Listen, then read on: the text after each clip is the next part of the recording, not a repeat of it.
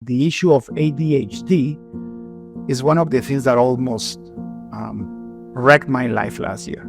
And nonetheless, such an amazing person that he actually told me that I had ADHD back in 2021. You didn't believe me. And I didn't believe you. And since then, I almost lost my wife. I almost lost my business. I was a wreck.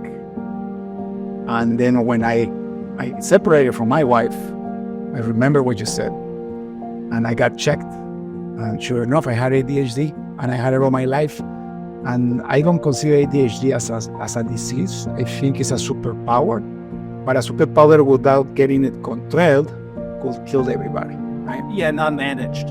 Not managed. Yeah, when it's undiagnosed ADHD runs rampant, right? That's when we run into a lot of challenges. And that becomes an impairment. Right. Right? And if we just manage that impairment, then we can convert that into our strengths.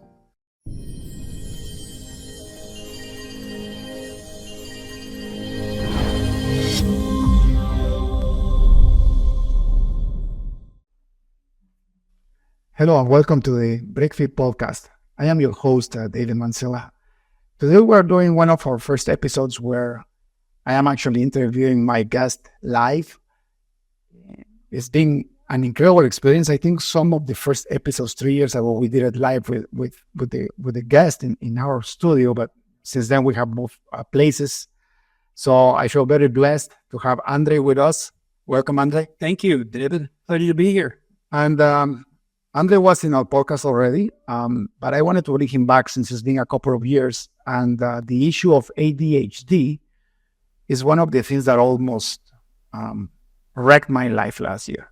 And nonetheless, such an amazing person that he actually told me that I had ADHD back in 2021. You didn't believe me.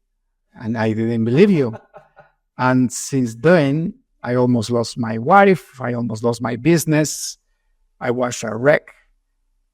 And then when I separated from my wife, I remember what you said. And I got checked. And sure enough, I had ADHD. And I had it all my life. And I don't consider ADHD as a disease. I think it's a superpower. But a superpower without getting it controlled could kill everybody, right? Yeah, not managed. Not managed. Yeah, when it's undiagnosed ADHD runs rampant, right? That's when we run into a lot of challenges. And that becomes an impairment. Right. Right? And if we just manage that impairment, then we can convert that into our strengths. So, Andre, tell me for the audience, just a reminder, your full name, where do you live, what do you do for a living? My name is Andre Brisson. I live in southwestern Ontario, just an hour outside of Kitchener in a little town called Ingersoll, Ontario, Canada. And I started with engineering. I got an engineering company and also started tactical breakthroughs from the impulsive thinker. So I'm also known as the impulsive thinker and got diagnosed severe ADHD. I'm also on the autism spectrum as well. And that just completely explained 40 years of my life in detail. Wow. So I really hyper-focused and dove deep to get an understanding of it. And, then I developed the ADHD simplified model.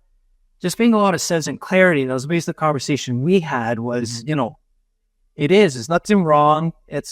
I'm starting to say ADHD is not a medical condition. It's a societal condition. Our brains are wired differently and it's not meant for the world. The analogy is it's a hunting brain, but we're in a farmer's world now.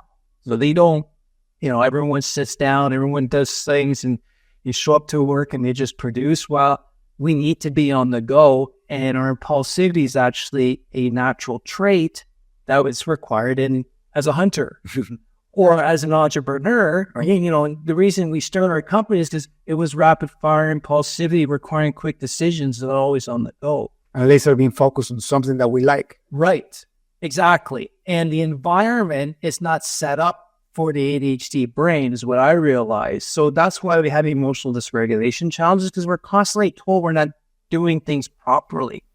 This podcast is brought to you by ISU Corp. Are you having trouble with your software projects? Is there a project that's taking too long or a technology you can't handle? We can help. We are ISU Corp, experts in custom software since 2005. With almost 20 years of experience, We can solve any technical problem, from new businesses to satellite software. We've done it all. Let us turn your ideas into reality. Learn more about how we can help by visiting us at www.isucorp.ca. Your solution starts here. Right? Analogy I came up with today actually was, if you go in at a forest and there's 20 lions there, you're going to be on edge. You're going to be freaked out. You're going to have emotional challenges. Everyone has emotional dysregulation. It's just that when we're put in that environment, we're on edge. We'll react quickly. Mm-hmm.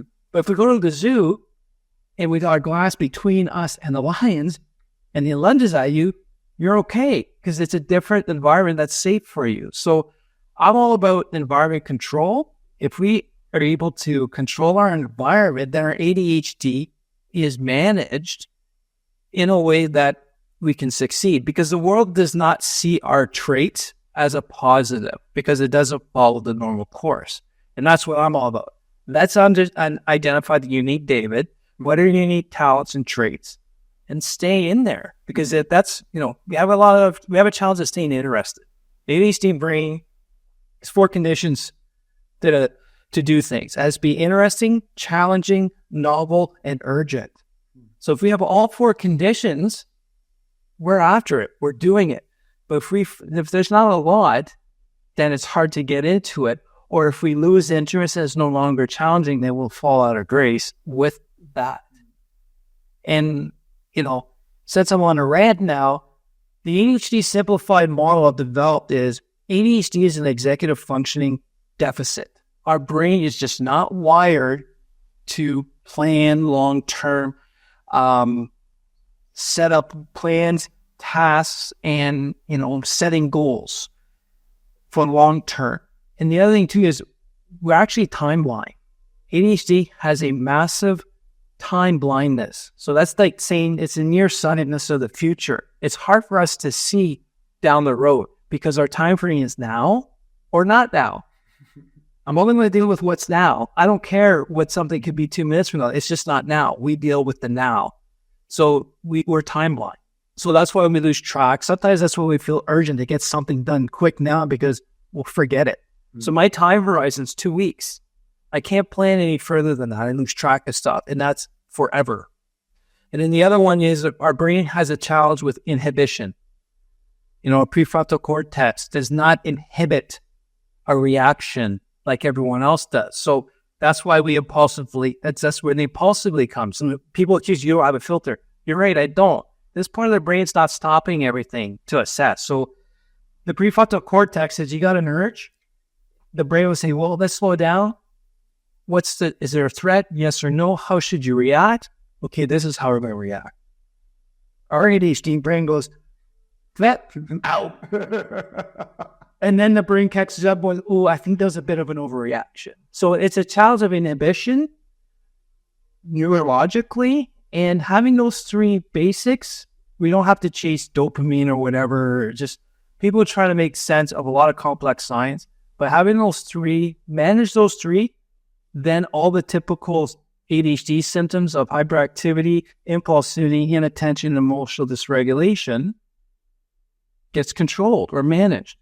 And if you create the ADHD structure model that I have, is again, we start with environment. So at the top, the environment is key to managing our symptoms, which also has to do with habits and routines.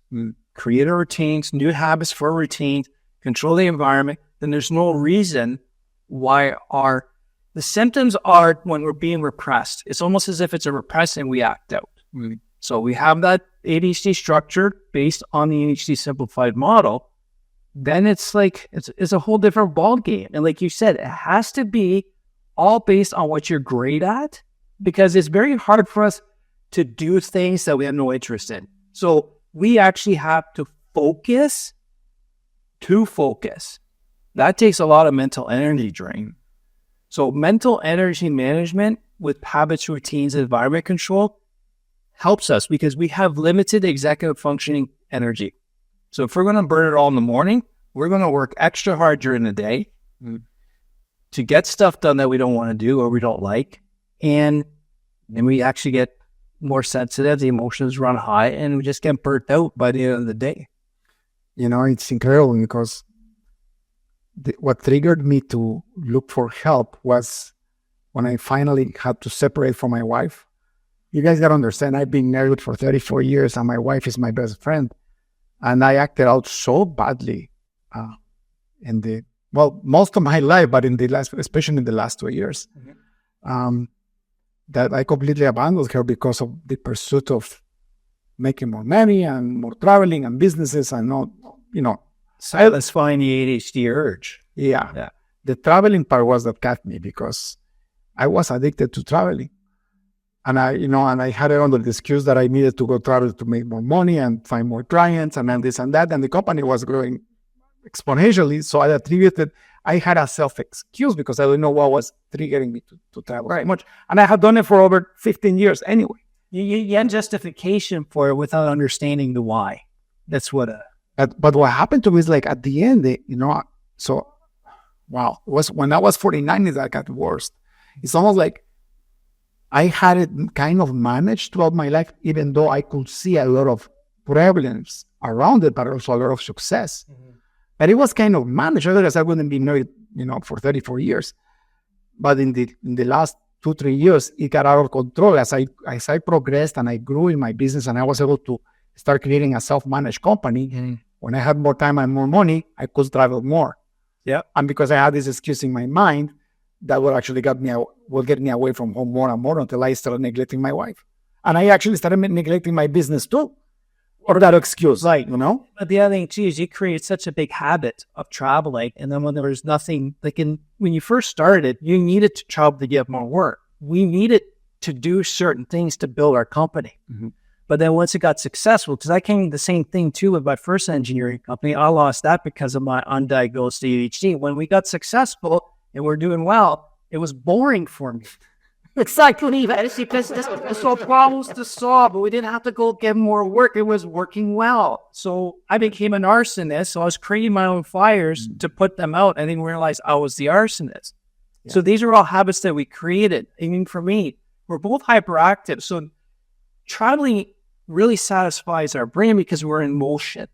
And you created such a habit to be on the road all the time. It had, not knowing what you know now is you want to maintain that habit because that's what worked in the past. But now that we know it's an ADHD brain thing, it's a hyperactivity thing, we can now manage and correct, or like you've been doing travel hiatuses or would you call it fasting? Travel fasting. Travel fasting. So you're big long periods of no travel and then a bunch of travel. So you found a unique way to still satisfy your hyperactivity, but yet being more aware of what's going on, because that's the other thing too. Sometimes undiagnosed ADHD, we have a lack of self-awareness or what's going on around us. But I think it has a lot more with our past trauma and mental health conditions. Like, I've had a lot of childhood trauma, which dictated how I was going to do things, and the stories I told myself about myself and what the people around me,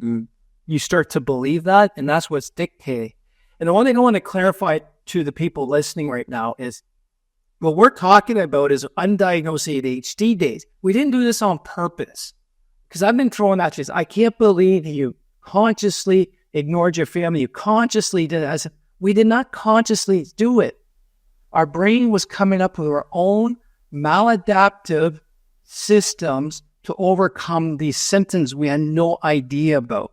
So it's not that we did it consciously. We knew that we're doing certain things, but I justify too. I need to travel more. I need to work longer hours so I can bring more money so my family can have a great future and we don't have to worry about money.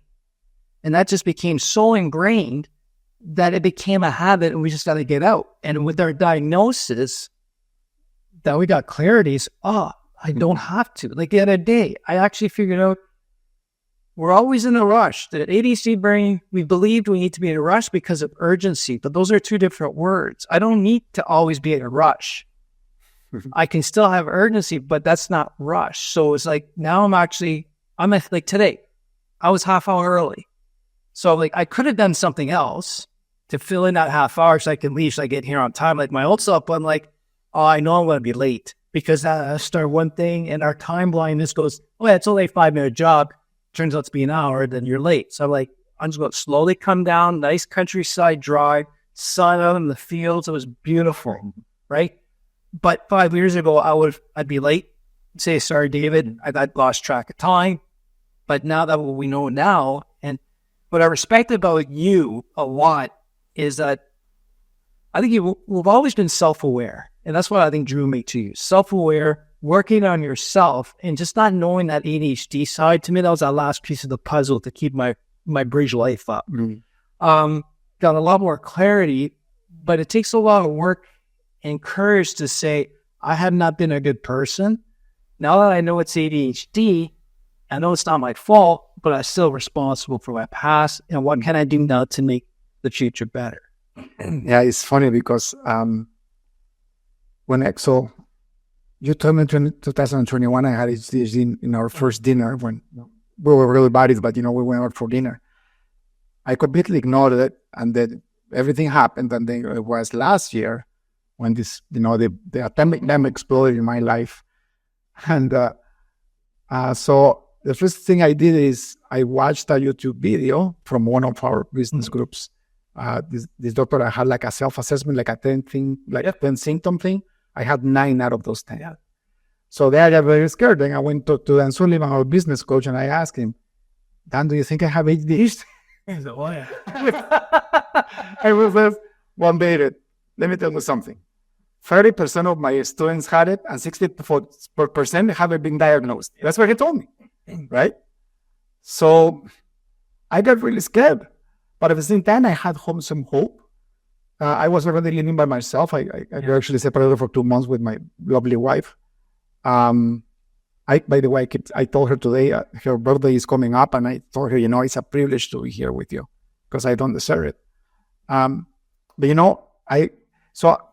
I went to a psychoanalyst, and this is another miracle. As you know, I'm a man of faith, and I'm a born-again Christian. So the first thing that I did is I went back to my faith.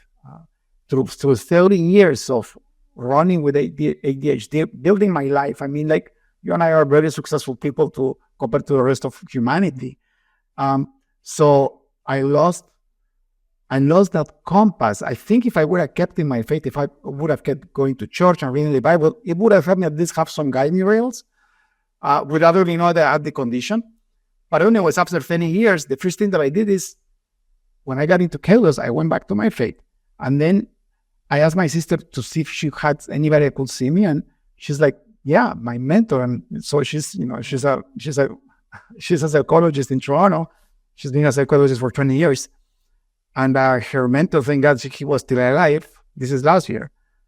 Her name is Gary, and he turned out to be a psychoanalyst that had ADHD, and because of that, he became that. So his PhD was on ADHD. Right. And he was like heaven sent because he understood me, That's a big challenge to find a psychologist or psychologist that understands adult ADHD because it's still a kid thing. Everything's written for kids. So that's the key thing, is to find someone who understands adult ADHD. And one of the things he told me is that I was a narcissist. And it's funny because my wife, when we used to fight, he used to tell me that I was a narcissist. But I always ignored it because I didn't even know what it meant. When my psychoanalyst told me, yes, you had ADHD, he went through a whole bunch of tests with me, and he says, you had ADHD and you're a narcissist. And by the way, it's a trait of ADHD people that become successful. And then I asked, what is a narcissist? Because I didn't know. And then he said, well, you think you're that, basically. And I'm like, oh, yeah. And then I started saying, okay, so a little of my behavior is because I had this condition that I didn't manage. So, but he also told me, yes, and what you're saying is I'm about to tell you. You also have the victim mentality. Right. And then he said, if people with mental conditions were not responsible for their actions, we're going to have jails and mental health institutions filled with people that kill babies and do horrible things because they are sick in their brain. So we're still responsible for our actions, right? That's when my well sank. But also, that's when God shined the light on me, because identifying my horrible traits, narcissism, victim mentality, it gave me compassion for my wife. Mm-hmm. And when my wife found out that I had ADHD and she didn't know what it was, and I explained to her, our healing process began to happen. Because then she understood. And you know what? We actually got a book that a wife of an ADHD person wrote. Yes. And that book helped us so much, because my wife felt finally understood. Because I had the victim mentality. I was blaming her for everything wrong in my life. And I was going around my social circle telling everybody, including her mom, that it was her fault, not mine. And because I had the victim mentality, and I'm cute, I'm just kidding, people believe me. So she was always, people always against her, telling her as the bad person, and I was the poor guy that was doing opposite in my way. Yeah. So what I want to get off that a little bit, pull something out of that. Like, your narcissistic tendencies was actually because you're undiagnosed ADHD, try to fit in a world that doesn't accept you. That was your brain coming up with a maladaptive way to make you go, right? If that makes sense. So you started to, in order for you to have the confidence to start a company, you almost needed these narcissistic traits so you can move forward and become an achiever. And if you would have known you had ADHD at that time, it would have come out as narcissistic traits. But that was your brain being able to deal with the trouble that you're having and you not knowing, if that makes sense. So that's what a lot of people with ADHD gets misunderstood, is you're a narcissist, you're a very stubborn stick, or you're just crazy. But the thing is, it's our brain protecting us. So the brain was trying to protect you from failure by giving you these narcissistic traits so you can move forward. And based on your past history, what I understood based on our conversation, you never had a really good, a very positive thing or thought about David as you were growing up. So how do we feel better about ourselves when we start playing a character that's better than the little shitty David? Yeah. Oh, that becomes narcissistic trait for some people, or overly confident. So those are actually all protective mechanisms our brain did, because our brain's great to protect us. It's just that sometimes what they do, we don't have an understanding. It gets misunderstood or out. And the one thing I want to point out, because you needed the separation of your wife to have your come to Jesus moment. Literally. Yeah, literally. But for me, I had a life tempest. 3 massive storms hitting at once: business, family, personal. And that's the problem is right now is ADHD is only diagnosed when we have problems.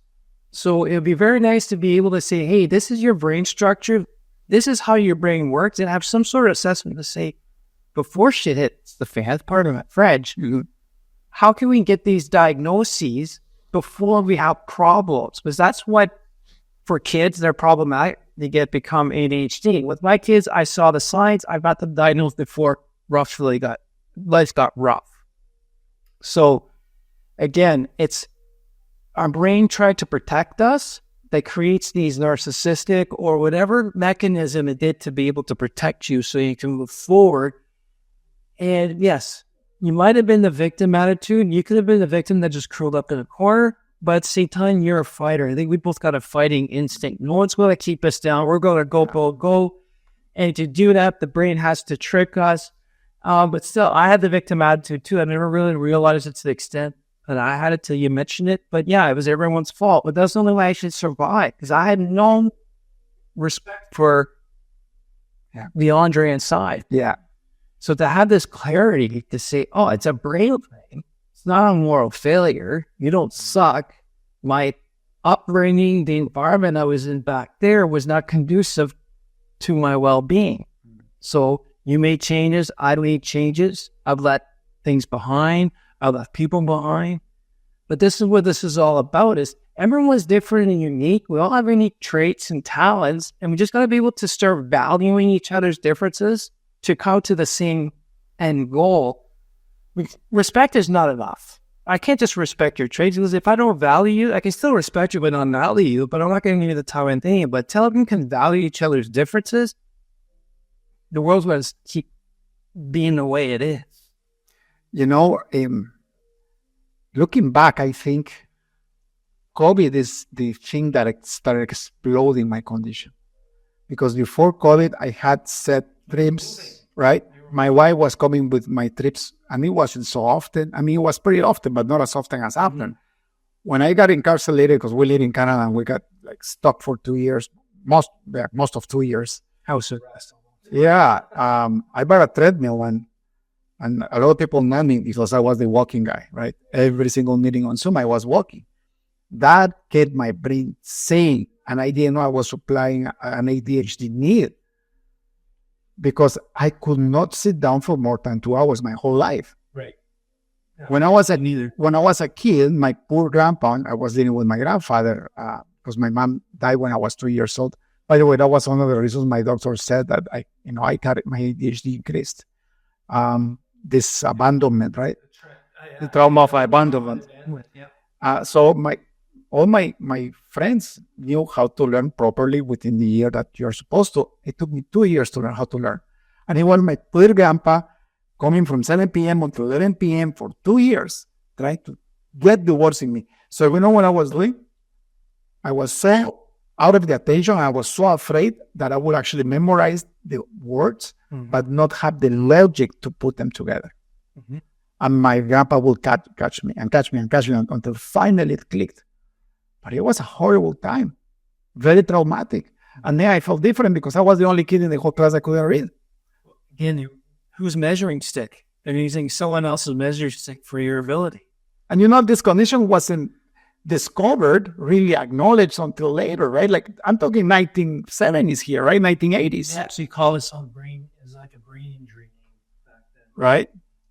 So when my psychoanalyst told me the reasons why we get this condition, he says, number one is hereditary.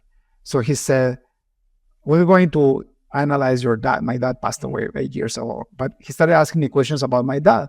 And after, a couple of sessions, he said, your dad was big time ADHD too. He was also a narcissist, and he also had the victim mentality. That he never knew. He went to the girl without knowing. And he had several businesses left his life too, by the way.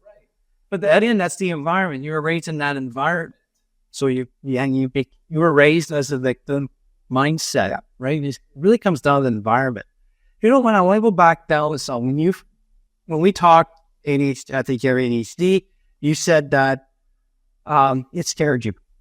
And this is the one thing I'm really communicating to people is it's not a life sentence. It's actually good news because it's clarity. But when you had that initial fear, what was that? Why did you have that? Oh my God, I have ADHD. Because I think unconsciously, I didn't want to admit that I was sick. And it was sick. We're right back to that. Right? I didn't want to admit that I was sick. By the way, I don't think it's a sickness, right? But I was like, back then, it's like, maybe I'm crazy. And I didn't want to admit that I was a crazy person. Yeah. Because everything is starting to make sense, right? Everything, if you put the symptoms of this condition and you start putting in boxes all your traumas and all your events and all your successes, it's almost like having a life review, and you realize this makes sense. 4 letters just mushes a lot of your life. All right. What have I done? Well, what have I done is, and I, dude, like that was last year. I was, 51 years old already, and messing up like a 19-year-old kid. And like the walking on, I was so proud because I was walking 20K a day because I couldn't travel. So I was walking, and I thought, hey, it's my health, and I'm the best guy. Narcissism comes in, and I will train, and I will try to get people to do the same. Of course, having a walking desk is healthy in a moderate way. one of the things, what happened to me? Throughout my travels last year, I had to go to the doctor because I felt a pain and I turned yellow. Turns out that I was extreme anemic because I was extreme on everything. So I started doing intermittent fasting. So I was eating 1 time a day and I was walking 20 kilometers a day. Oh, yeah. Too much energy. And I did that for 2 years. Yeah. My body was a mess inside. I was dying. My doctor said, you know what he said? He actually put me on IV on iron for the next 3 days to recover my red blood cells because he says, I don't know how you're walking. Yeah. So there's still a lot of negative stigma with ADHD, especially with mental health, especially with men. But like my point was to say, like, your initial reaction was because how people still view ADHD or mental health challenges, and that's why I decided to start talking openly about it. And the more I talked about it, you were around, you started asking, people are starting to talk about it. And there's nothing wrong with it. It's just our brains wired differently. Period. That's it. Simple. I can't change it. I can't mix it. There's no way I can see the future any better than I can now. It doesn't matter if I read books or whatnot. I even got dyscalculia. I'm a structural engineer who can't do math in his head. Right? Numbers mess me up. I need a calculator.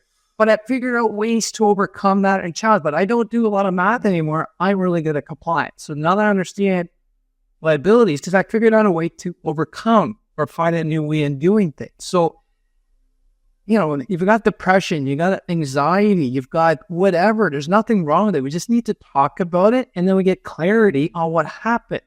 It's not an excuse what we did in the past. It's simply an explanation. To fix your future. To fix the future and don't dwell on the past. Yeah, which I got. Even the people that was around you, if they don't accept that and you still want to harbor the past, you got to do something different, but you got to move on. As long as you got that awareness and move forward, and especially when I went too, when she read the same book. She took a non-ADHD support group for spouses. They're like, oh yeah, now we're getting it. Because a lot of stuff we do doesn't fit the social norm. You're supposed to show up, give hugs to everyone, blah, blah, blah. Like there's these bunch of rules that are made up by, I don't know, people who have been dead 300 years, or whoever decides to write a book to say to be a better person, you should be doing this stuff. But a lot of times I get home, my emotional dysregulation bucket or my emotional regulation bucket's full. One more thing will make me blow. Or my executive function, my brain was done. Why? I don't want to make a decision about there. I don't care what we eat, but people take offense to that. But now that we understand all this stuff, when we get home, if I say I need 5 minutes, I need 10 minutes, now it knows, okay, fine. I just need that time to recoup, just this transition. It's a new vocabulary. Yeah. And it's just all about communicating, right? I don't know if you know this. I'm doing this. I'm sorry, I can't sit still. I'm no longer ashamed of it. I'm no longer I'm not going to sit there, because if I sit here too stiff, I'm in a meeting, this impulsivity starts getting bad. Yeah. I start saying silly things. People get offended. Yeah. So let me rock back and forth so I can focus better, actually. A lot of fidgeting helps me focus and pay attention or control my outbursts. Which is another interesting factor. And I hope people will actually take a lot of advantage of this podcast, because we could say we're saving lives by doing this. Yeah. Right now, you see me fine from my waist up, but my leg is moving up and down all the time. And before we did the podcast, I put music on, but you guys don't hear it because I have a canceling mic. But the music is always on. Before I used to do it because I thought I liked music and because I thought I liked moving. Now I know that in my brain needs that to function. We cannot sit still. But now, because I know what my brain needs, I do it in a way that doesn't affect other people, if that makes sense. Right? And remember, if you met one person with ADHD, you met one person with that ADHD. It's all a spectrum. Yeah. We got various symptoms, various aspects, like my model, executive functioning dysfunction, time blindness, and inhibition. It's all varying degrees. I think we got about the same hyperactivity. We can sit still, but some people would be a little less. Impulsivity is really rampant for me. That's the major thing that I got to work on, but the other ones are not so bad. So it's on a spectrum, and it just varies on the person, and we're figuring it out. But I'm no longer apologetic for some of my unique traits. And yes, if I get impulsively verbal and rude, that's not an exception. Like, that's not an excuse. That's being rude. It doesn't matter. But I remember once I was sitting in a big technical committee meeting, a room full of arrogant engineers. I really had to work hard and keep quiet. But I actually got up and started walking around the back. And I was told to sit down because I'm distracted. And I said, well, I can't. I need to stand up, stretch my arms and legs. And if I sit down, you're going to be pissed off at me because last time you told me I was talking too much. Mm-hmm. So if I can get up and move, I can listen more. It's my hyperactivity. So communicating that now, people say, okay, that's fine. Because I wasn't distracting people. It was just, I was not the norm to stand up and walk around. And guess what happened at the next meeting? There's 5 other people doing the same thing because one guy had really bad knees. The other guy had a really bad back. Now I give permission to everyone to stretch as long as we're not disrupting the class, right? Like, sometimes it just takes one of us to just challenge the norm. But I was able to communicate the why. Yeah. And then now get permission. One of the things that was also a blessing for our audience that may think have the conditions that we just described is to go get diagnosed with a good psychoanalyst. But make sure you find somebody that has experience with ADHD, because not only psychologists has that. But it's good. Why? Because then you can walk around your family and they will create more empathy. Mm-hmm. My family now has more empathy. Before, I was annoying to them. For example, my kids didn't want to have a relationship with me because I was very annoying. And my message says, annoying, narcissist, the victim. For example, I will not stop talking. I had to be the one, like you, yeah. that had to have control of the conversation. So I will never let them express. Of course, they will feel left out.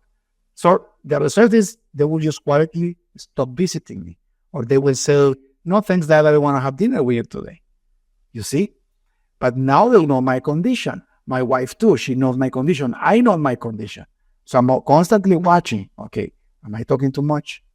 Okay, let them talk first, right? Right. And they're communicating you differently that maybe you're talking too much rather than shut up and stop talking. And in a beautiful way, right? So, hey, Dad, can you please say something? And they do it in a nice way because their empathy is there. They know that I work different than they work. And by the way, being the one who I am is why, because my language, I'm the boss, right? I run multiple companies, and because of my over talking, I also express the ideas that the Lord gave me, and those ideas most of the time tend to be incredible. So it's not about suppressing your God-given ability through ADHD. It's about managing in a way that doesn't harm other people, especially your family, right? Isn't that amazing? Like, for example, another thing that I need to show, because people get offended a lot when they don't know me. And one of the reasons why we separated was because of this. My wife will start talking to me about something that I didn't care. So I will look at her eyes and I will listen to her, but my brain was in 1,000 other things. Now, when I say I didn't care, it doesn't mean I didn't really care. I cared about everything she says, but it wasn't on my interest. Yeah. So then I will grab 40% of the conversation, and to fill the gap, I will ask her a question about the conversation. And then she will get so mad because she will tell me, I just told you that, and that's what I was talking about. Were you listening to me? But I was freaking certain my expression that she felt as listening, but my brain is all over the place. That's another ADHD trait. So you need to be very careful when you speak with people. You need to tell them if they don't know you. By the way, I have ADHD. Please, if I repeat myself, if I ask a question, don't get mad. It just takes me longer to process the information. That's all, right? For people who's watched the video, I was smiling. I was kind of giggling. That was not to laugh at it because I understand exactly what's going on. So it's more like, yeah, I know where he's going with this. But to tell me. And that's where a lot of the things I get together with ADHD people is we don't have to explain our symptoms or mess, and we just get it. And we'll do this stuff. Oh, yeah. I understand that.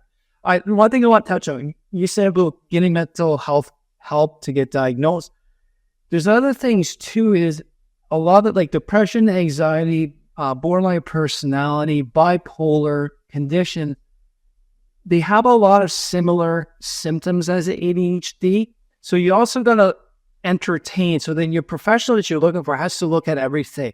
Because if you actually like work on depression or anxiety and you get that under control and the symptoms leave, it's not ADHD. It was that mental health condition. Now, if you work on it, I mean, it could be, there's a lot of coexisting conditions with ADHD because of actually, I think our environment, the way we were raised and the world that we're in. If you work on a depression or anxiety or other condition and that is under control, but you still have the symptoms, then most likely it's ADHD, because ADHD, it's chronic. It's not whenever conditional, sometimes here, sometimes there. It's always there. Always on. So even if we got our right systems, the way we got, we're setting everything up properly to the right bar, it's still a challenge to start working on stuff we don't have an interest in. So like you're saying, people perceive us as we don't care. The reality is we just lost interest, and this thing just does not stop. It never stops. I never get a break. And I'm running 200 different things at once, all the time. So if you're going to lose me on the conversation, I'm going to start thinking about other things. And the other thing too is, why are we always the one that's rude? Because we lost interest in the conversation when the conversation's not interesting. Like, to me, it's a two-way street. So that's where some of the challenges, but with the vocabulary that you've learned, that I've learned, and that we're sharing with people, it does make a better thing. Yeah. But it's a two-way street. I don't want people to, I screwed up. The past is the past. I'm very sorry. So I'm going to now understand. I'm going to just do everything I can for you to make you peace. No, it's a compromise. You got to meet halfway. You cannot do that, because otherwise you will have no life. You're going to create a new character to play again, and you're not going to be happy because you're not allowed to be yourself. It's reaching a balance. Correct. Right? Because that a non-ADHD wife, I got to be aware and be present more. And she's got to also understand that if I'm losing interest, she's starting to see signs when I lose interest. So either she changes her conversation and goes, okay, maybe we'll continue this another time. Oh, and by the way, I haven't seen the statistics on this, but I guarantee more than 90% of ADHD people marry normal people. Because if you have two ADHD people living together, I think it will be hell on earth. Oh, two together, mostly you see, yeah, it would be. Right? The severity. There's some, but yeah, I think, well, for me, what happened was I fell in love with my wife because there was no drama. She was a calming force. I didn't realize that I needed that to settle me down. My wife is the same.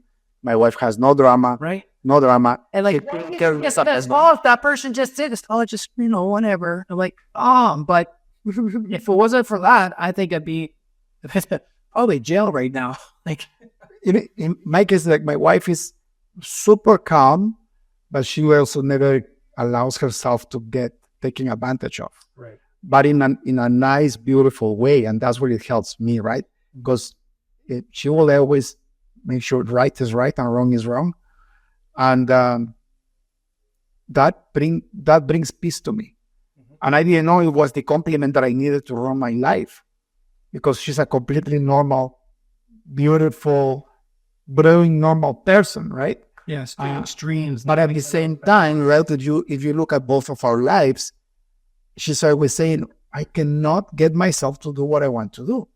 And in my case, I cannot stop myself to do more things that I want to do. So once we get to balance, I help her get the emotional ability to accomplish her goals.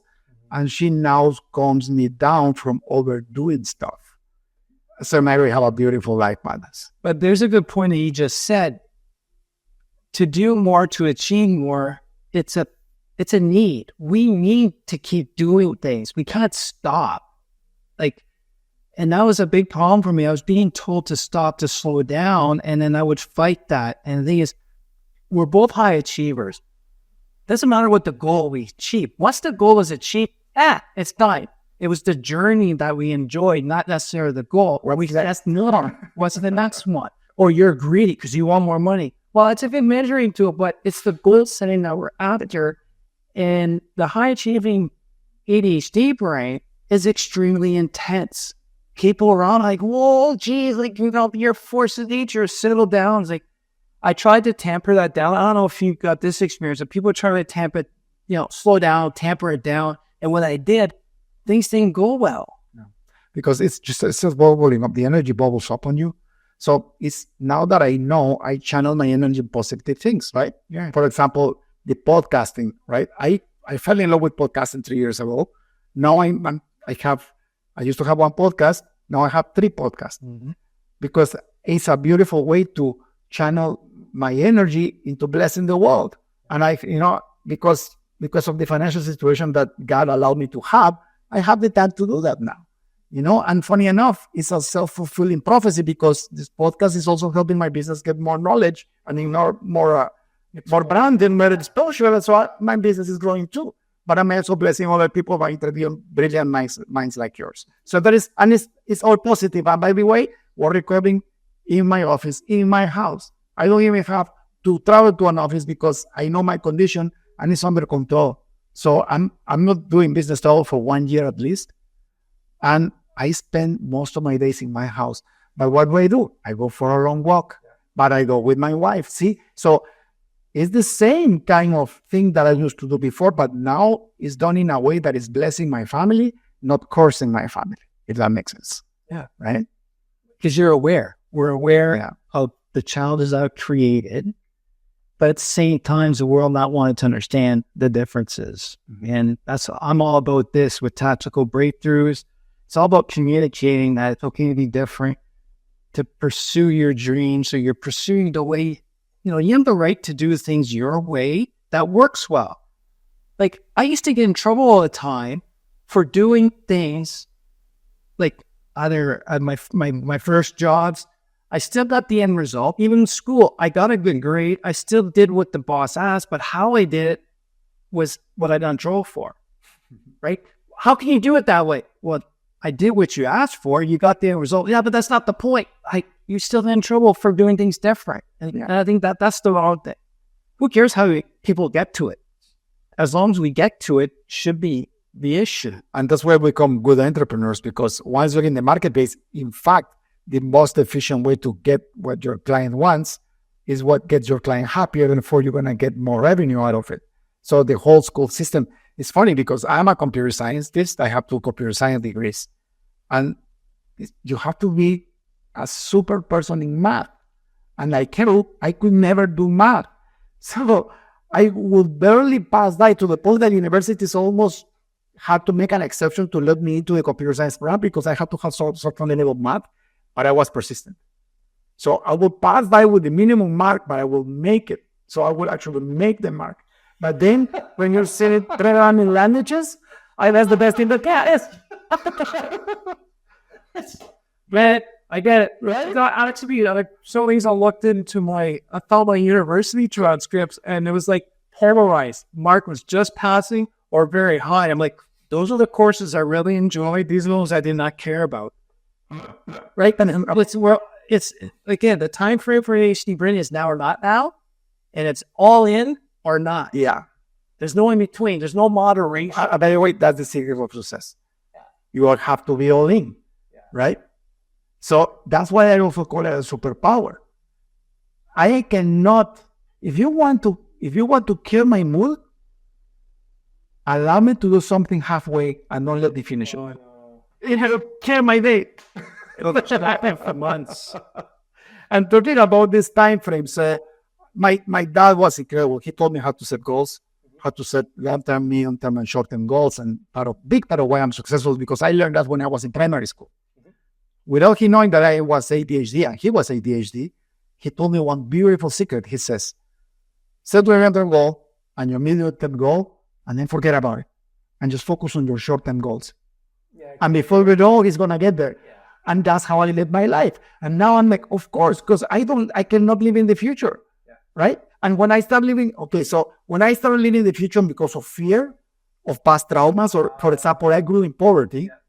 So for me was, what if I'm not going to make payroll? What if I'm going to lose my house? What if? So I actually tripled my throughput in the business, and I was overcompensating because my set was in the near future. I probably had 5 years to fix, but I thought I had 2 weeks to fix. Mm-hmm. Does that make sense? Yeah. So once I learned that too, also I said, okay, I have time to do this, but I don't have to finish it right now. So what I do is I still focus on my short-term tasks, and the long-term tasks that require multiple days to do, I write them in a whiteboard and they stay there. As long as they stay there, I know I can remember them, because that's another thing that you mentioned, right? Oh, yeah, well, everything memory is crap, right? I can't remember more than 2 things. So this is the way I fresh it out. I run a high-end software company, and first I became a Scrum Master, which means, a project manager for software. And I got like multiple levels into Scrum Master because I knew really how to divide and conquer because of my condition. Yeah. But don't ask me to type in the tasks in the software. That was the most horrible thing for me. I actually read the first version of the software. I wrote it myself 20 years ago to manage and organize tasks, but I actually never used it. Yeah. And so now what I do is I've had a whiteboard, and in the morning I check what I have to do. I check what is in progress, and then I add the stuff that I want to do, and then I just whiteboard it. And then, because it's just a whiteboard, it's not a software, I just take a picture of it, and then I have it on my phone. It's simple things like that keeps my brain sane. Right? Well, what you just described there is actually gives your brain room, because working memory is all about what you can remember in the short term. Most people it's 7 to 8 things, while I know for me it's 2. So you tell me the third thing, the first one's gone. It's not that I wasn't listening. It's just not there. That's just the way my brain's going. And it gives you anxiety because you knew you had a third thing and you don't remember that. So I wasn't anxiety all the time. So I'm an idiot. I can't remember stuff. You're supposed to remember a bunch of stuff. So that was like what you're seeing. I was always afraid of losing goals or not remembering something or great idea I want to work on. But also with time blindness, I can't see things or my long-term goals. I can't keep it in my head. And with ADHD, if it's not visible, it's gone. Yeah. It's, you might as well burn it, because if it's in the filing cabinet, you can't see it, it's gone. So what Dave was explaining was he made it visible. And that's what I've done. I got a lot of whiteboards in my office too. I got my quarter goals there. I got my long-term, I got my active projects listed there. So when I walk in, I always see it. Now I don't have to worry about losing track of that. It's there as a constant reminder. Yeah.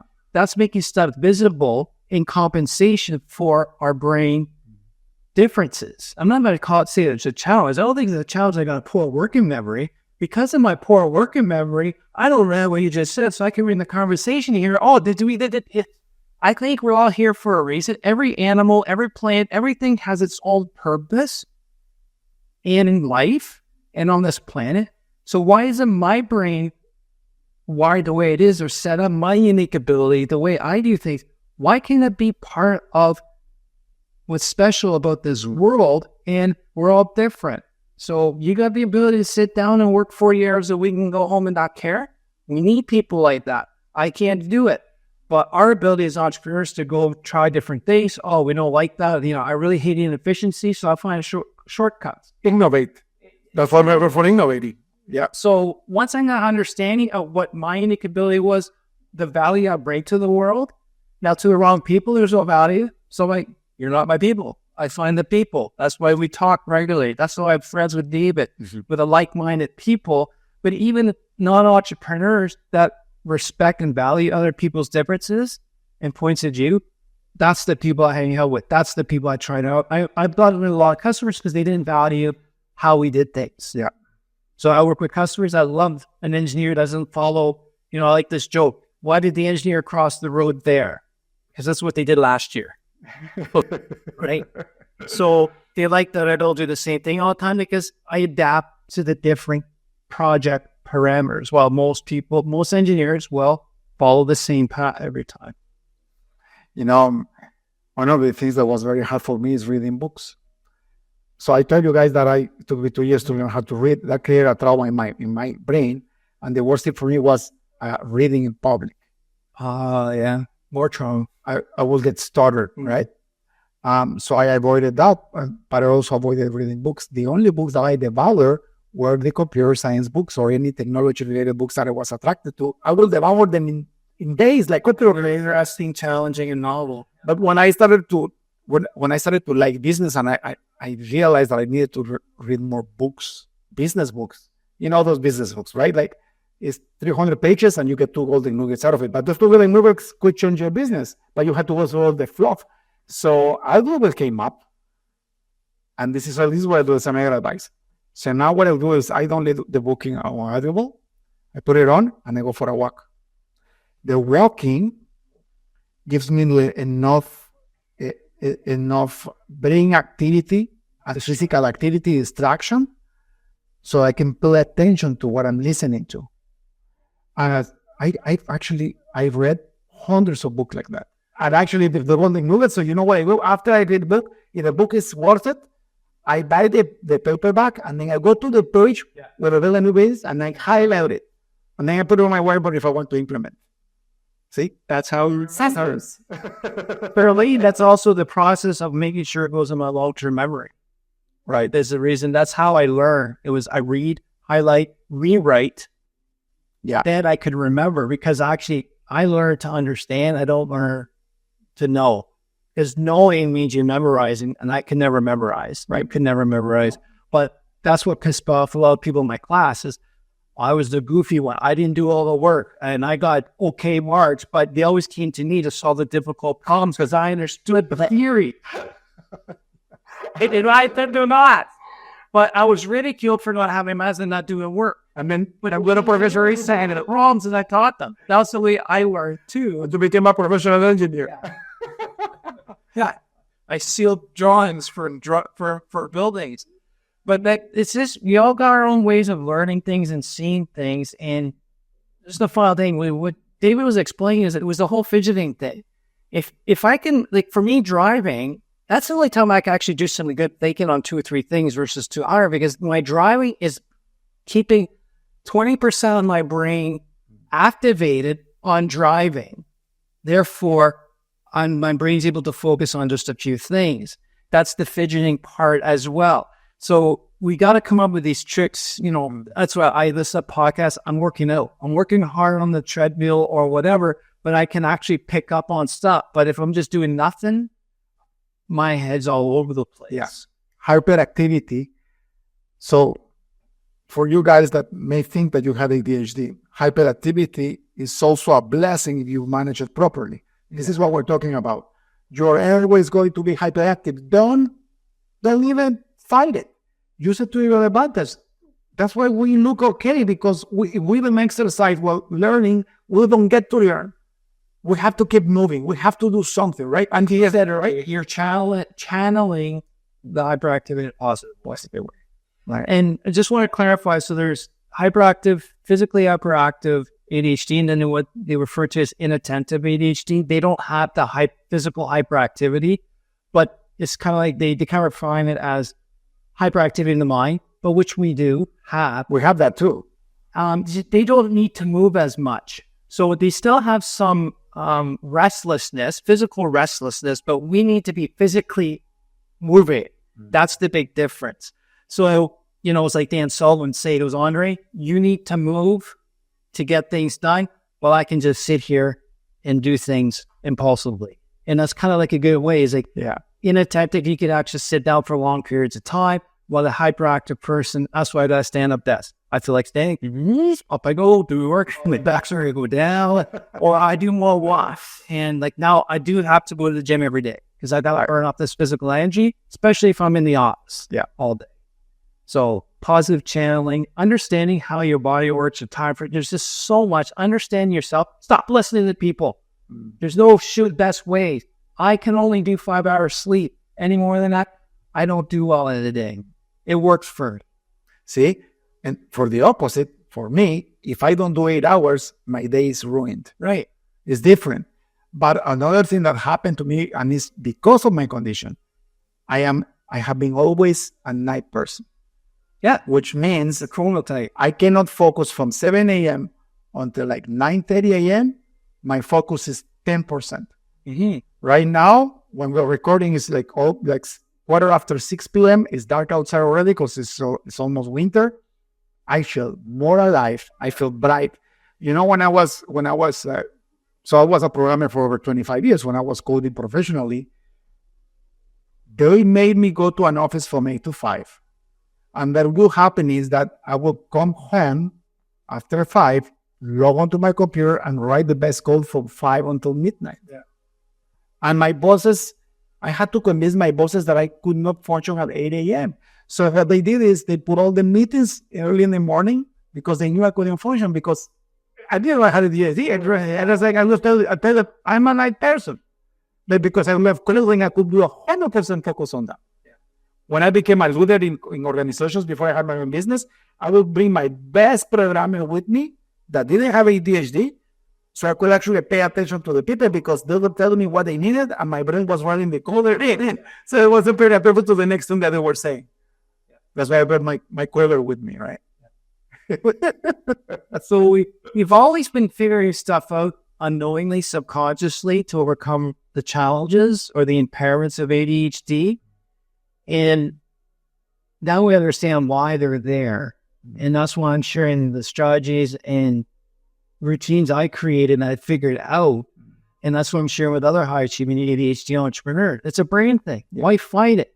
Understand your brain. Now we know what to do. Control the environment. Come up with routines. See, I have a lot of routines. I don't like structure. I don't like systems that restrict me. But I get up in the morning. I do the same thing. My clothes are picked out the night before. Why? So I don't have to make that decision. It's all there. I go in, brush my teeth, put my clothes on, go downstairs, take my morning pill.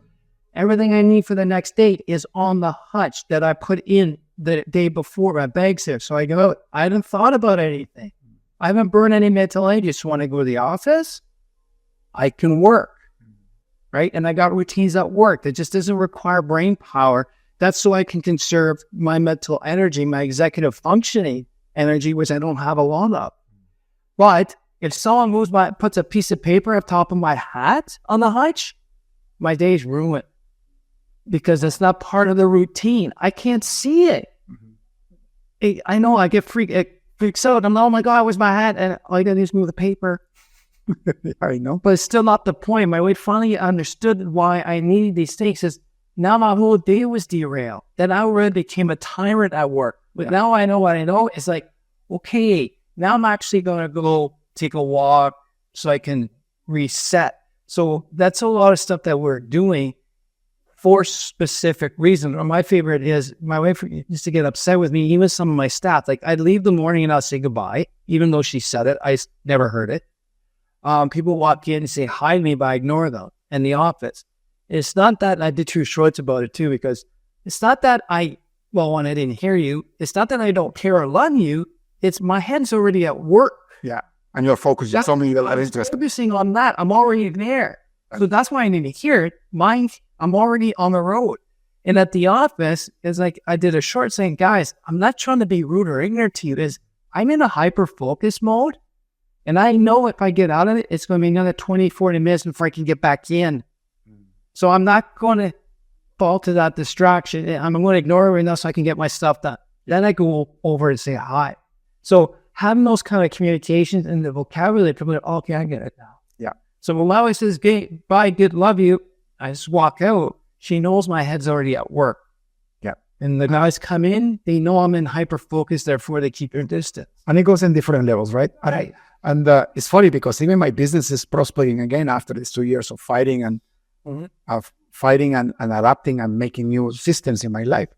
I used to be a tyrant in my office too. Like I would be mad if people wouldn't do things my own way. Yeah. And then when people would tell me, you're so inflexible, and I'm like, I'm sorry, but I can't. Now I know why. So now they're more flexible with me, but I'm also more flexible with them.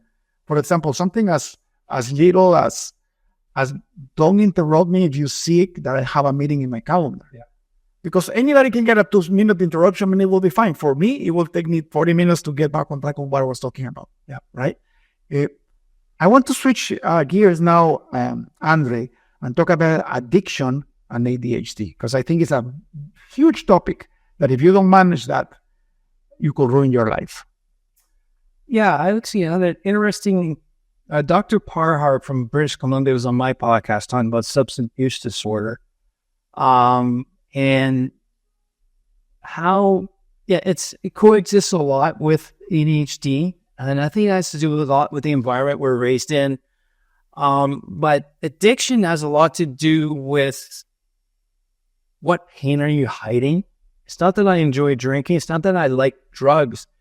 It's more the fact that we're hiding something or running away from something. And when I realize, so there's a lot of high functioning alcoholics out there. We're not drop dead drunks. We don't, make fools of ourselves. But when you're like, for me, I couldn't wait, and have that drink. It wasn't to celebrate or anything. It was just, I was begging. I couldn't wait. That was me for 30 years. Right. So now, why? You got to question why. Like Gabriel Rade in his book, Myth to Normal, he's saying we're asking the wrong questions when someone comes in with a substance use disorder. It's not what substance are you on. It's what pain are you hiding? Yeah. So a lot of the, being told you're doing everything wrong for a long time, you're not fitting a mold, you create a new character so you can fit in. You don't like yourself. And you got that person inside you who's trying to protect you all the time from a lot of childhood stuff, teenage stuff, or whatever trauma's coming on. And you're tired of feeling pain all the time. So we're going to go to something else that's going to make us feel better. Or in my case, which turned out to be was to forget. I actually got to the point I was drinking now to get drunk hard. And that was the first time. So a lot of times, substance use shows up more about masking or self-medicating our symptoms. Like for me at university, I drank a lot. French Canadian, I could pound out a lot. But it was actually me. We're going out. I would dance all night. I was like bursting on my pent up hyperactivity. So that was a way for me to just lash out and burn off that mental, physical energy. But I couldn't do that sober because you look like an idiot. Mm-hmm. But if you were drunk, that was okay. Right? Some people take cocaine so they can slow their brain down so they can fall asleep. So the self-medicating part, I think that's where it starts, but with more pain and trauma and untreated trauma. I did a lot of work on that the last few years. Now that's why I say I call myself an alcoholic, because I know if I have that one drink, I'm going to be back to a bottle. And because now it's your body remembers, it remembers how to do things. Just when I quit smoking, I still get dreams, vivid dreams that I had a cigarette. And I wake up, I have to smell my fingers. But I know if I have one drag, I'm back to a pack a day and it's going to be a whole new battle. But you've been clean for so long now because now you know why you were doing it and you dealt with the trauma, you dealt with the pain. Yeah. Because all drug addiction is a way to self-medicate the pain in your heart. Yeah. It's a trauma thing that you have to deal with. That's where my faith comes back in again, right? For me, it was a lot faster and easier because as a born-again Christian, I could go to the Lord and I can ask the Holy Spirit, please, Lord, help me heal this. And it was instant. I was like you. I had to have a drink. And the problem was that when I felt bad, it wasn't one drink. It was the whole bottle. So, yeah. I'm talking about wine, like I started doing hardcore. Well, for me, it was hard. I do a bottle a day, sometimes depending on the day. Yeah, for me, it was mostly the wine, but this is what I will do. I will say, I read in a magazine, because my wife always didn't like that me drinking because it's not good, especially every day, but I will tell her. I just read in a magazine that this new study said that 1 cup of red wine a day is better for your heart. That's the excuse, right? I just like, oh, good, okay, let's have it. I will open a whole bottle of wine. I will give her one to her, one to me. I will finish mine, and then I will take another one for me, and then we will talk for an hour with her. The dinner was over. There was no more wine, and then her cup had one sip on, and then and I will say, "Can I finish yours?" And she's like, "No problem." Yeah, and I wouldn't get drunk. No, and that's the problem, because when your resistance level is so high, you are becoming an alcoholic. That's what the discussion with Dr. Parr is, the high functioning alcoholic or substance use person. And the other thing, like, there's another ADHD thing that just went away. It'll come back. That's the other thing. We have a problem. ADHD brain is either all in or all out. It's very hard to moderate, right? So one glass, you got a bottle there. We're going to finish the bottle. So I'm not saying it's an excuse that we can't stop. It's just that sometimes when we get, forgetting that emotional state, it's all or nothing. So that's why I decide I'm never going to touch alcohol again. Because if I have one sip, I'm going to go back all in. And the thing is, I believe that the times when I was self-medicating for my symptoms, I can stop and start whenever. I used to stop drinking for 4 or 5 months and go back and be no problem. I actually tried this month break because that's what I used to do. But then I didn't realize I was counting the days till I could have that for straight, 27, 25, 24. And then when I got to that day I can go, I went all out and I was in a different city. And it scared me. I thought someone slid me something. I got into a state. I don't remember getting back to my hotel and realized I was counting down the days. And I wanted to get really drunk that night because I was feeling pain from something that happened 2 months ago. I was numbing myself. And that's when I realized that's a real problem and I got to work it. And I give a lot of courage, respect, and it takes a lot of courage to decide if you want to get some mental health help. And it's not easy. It's hard work. And I think that's what a lot of people are afraid to do. It's hard work if you want to make it happen. The stuff I went through was not fun, but it was necessary. And it'll take years. But the end result, though, is a beautiful life. You're living a beautiful life. You still married to the same wife. You still have beautiful kids. The Lord restored my marriage. I don't deserve it, but He put a lot of compassion and forgiveness in my wife's heart, and I'm restored. I never had a better relationship with anybody, especially my wife, that I've been having in this last year. And it's because I put in the time. What my faith did is accelerate that. So to give an example, I didn't stop drinking alcohol just like that. When my psychoanalyst told me ADHD, one of the situations in your brain, it's not all of them. There's many situations that some of the pitfalls of your brain with you have ADHD is that you cannot control dopamine. Yeah. So your brain is not able to control the highs and the lows. So when you get something, it will kick you high. If you don't keep doing it, you will crash with everything.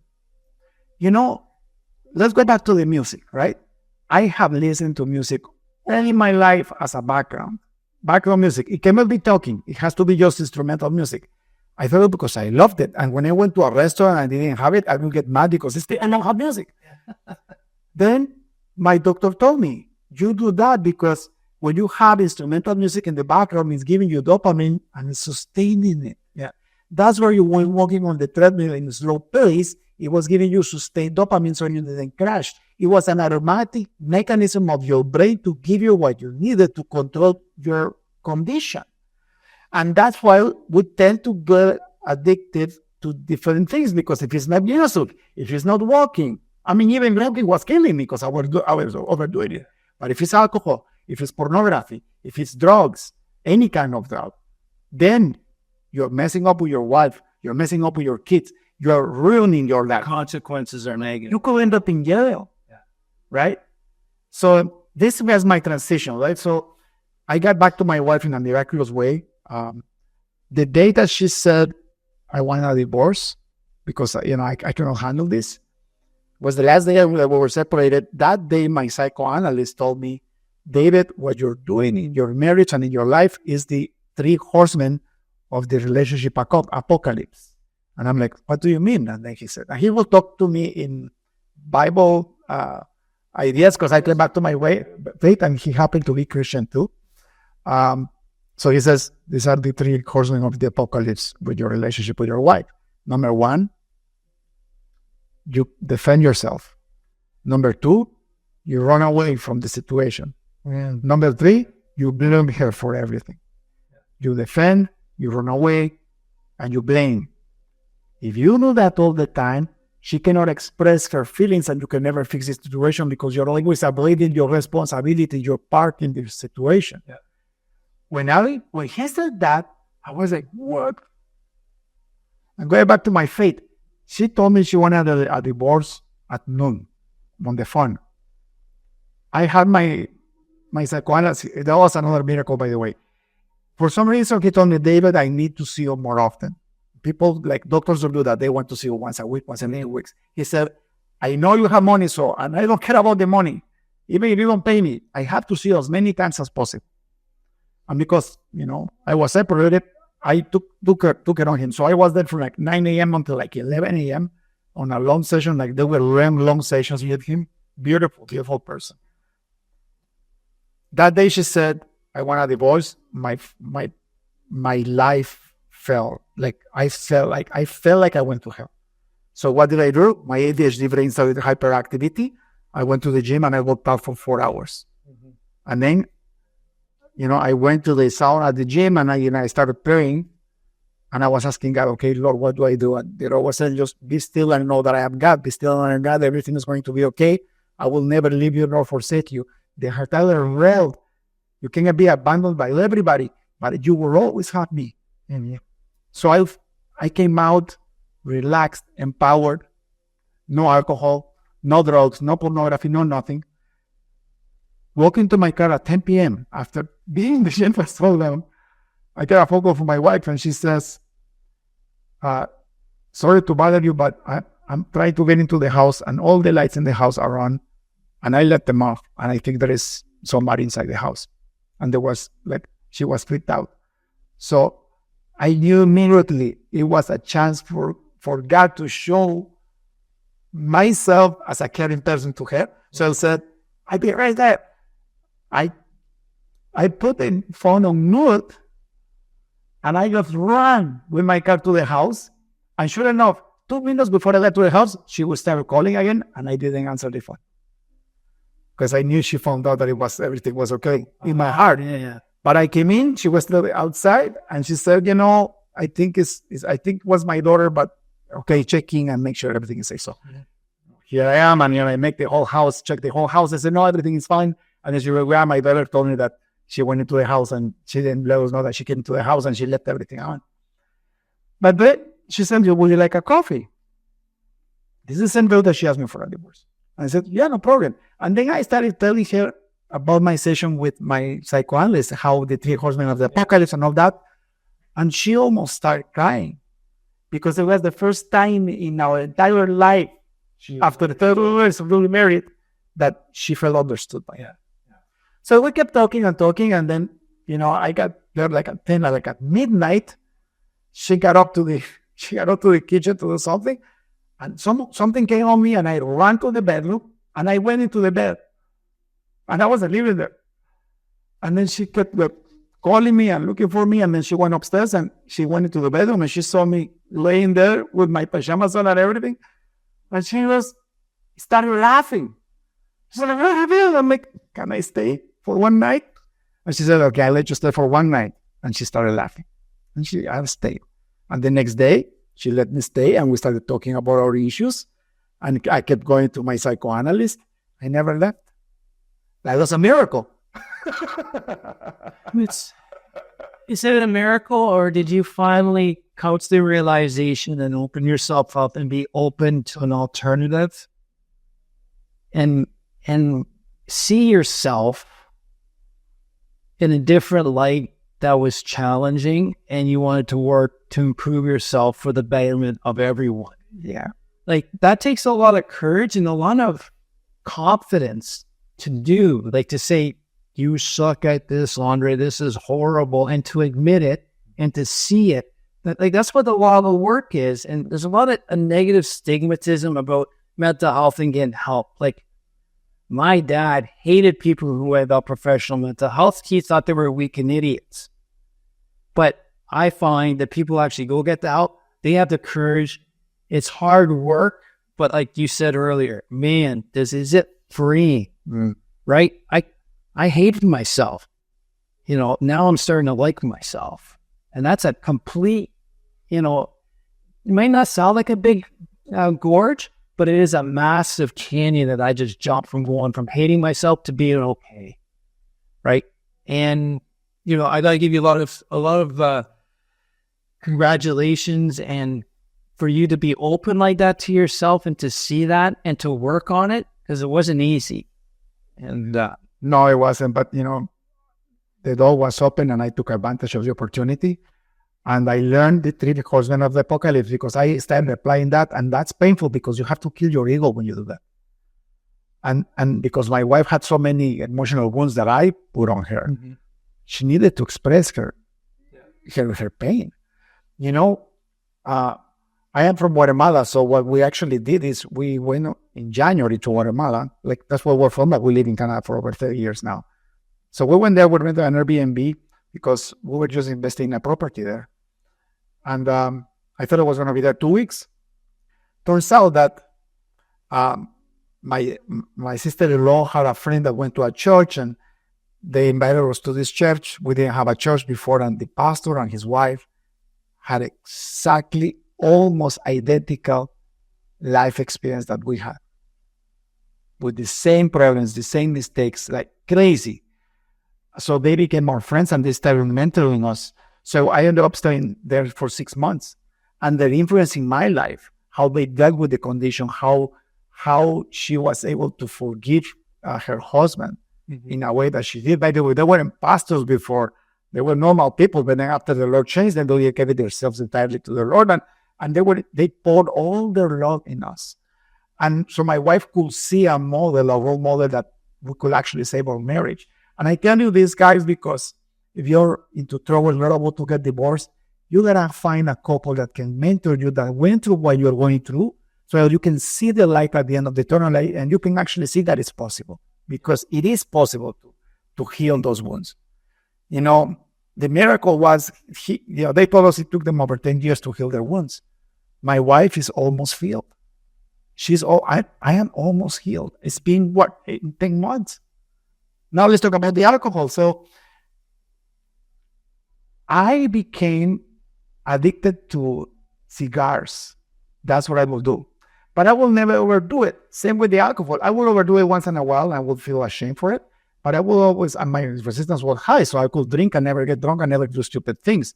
But for example, my coffee breaks, after walking on the treadmill for hours and hours and hours, I will get a coffee and I will light up my cigar, and it will last me a week, a whole cigar, or half a week. If I was too stressed, it would go faster. I was doing that for 7 years. And then I was having 4 or 5 cups of coffee a day. My psychoanalyst told me, you're doing the cigar and the coffee because it's the same dopamine thing, right? It's you're trying to regulate your dopamine, and then you got addicted to the coffee and to get addicted to the cigars. So the first thing I left, it was the cigar wasn't even a problem. I just stopped smoking altogether. I never liked cigarettes, but cigars I liked. The whole coffee was, I didn't care, right? But the problem with coffee is that got me even more hyperactive. Well, yeah, coffee is a stimulant, which actually helps with regulating focus and the dopamine transmitters and a bunch of other things. So help you focus on more. Yeah, if you're getting hyperactive off coffee, that means you were drinking a lot of coffee. 4 or 5 cups, and the global expressing it. And for me, I can do 4 or 5 cups, and actually, I do focus better, but I don't get extra hyperactive. So, there's a difference right there. You see? And then the thing is with the nicotine, when I smoked, apparently nicotine actually helps with executive functioning, improves executive functioning. But for me, the smoking was a transition tool. So for the ADHD brain, say, I know, stop this and start on that, we can't do it. So we need a transition time. So in my calendar, I got a half hour between everything, minimum half hour between one meeting or another. That gives this brain to let go of the other stuff to get ready for the next. So I'll get all this stuff done. I'll go have a cigarette. Then I'll come back and do work. So that was my transition. Wow. And then when I quit smoking, now I was starting to do 13-hour runs of work in one sitting. Wow. I was going from one thing to another because I didn't have that transition break of a cigarette. That's low time. So that was boom, boom, boom, push out, getting tired. And then, yes, got out to nicotine. That was tough to give up because the body gets used to it and wants it. Man, that's what you got to fight later. But yeah, that was my way of figuring out how to do proper transition so I can get into my next task effectively. The relationship with the alcohol for me was different. I don't want to get into this, but I had a heart attack when I was 39 years old, 40 years old, and it was because I was abusing alcohol. During I was doing like like hardcore course. I had such a stressful environment. Of course, the ADHD I was killing myself. Literally, I was killing myself. But that's for another story. I mean, if you want to read my book, everything is in that part of my life. It's in that book. But what I want to talk about is my relationship with alcohol after I found out that I had ADHD, right? Because as you can see, beloved people, it's not one thing. You start doing it all. Because wherever appeases your brain, you want more of it. That's the condition. So it's the music, it's the walking, it's the nicotine, the cigars and the cigarettes, it's the alcohol at night, blah, blah, blah, blah. Everything is like that, right? It's a stimulant in your brain that your brain is carrying because it just cannot control dopamine. So let's talk about alcohol because it's a fascinating topic for me. My relationship with alcohol was always okay. I was a functioning alcoholic because I had it every night, but I could stop anytime, honestly. And I did that for a long time too. And I would have the craving. However, if I would go into a reunion, I could actually get drunk and start saying stupid things because I will have one drink too many, and you know how it goes, right? So I went back to my faith. What I told to my wife is, let's try to not drink hardcore liquor. Let's just do wine and beer. And let's not do it every day. Let's just do it for fun. Mm-hmm. And, you know, like I was with her and it was a privilege to be with her, right? So I would tell her, please tell me when I had too much. Tell me not to have another one. Because I used to get mad when she would do that. Yeah. Now I gave her control to do that, right? Because I knew I had the ADHD.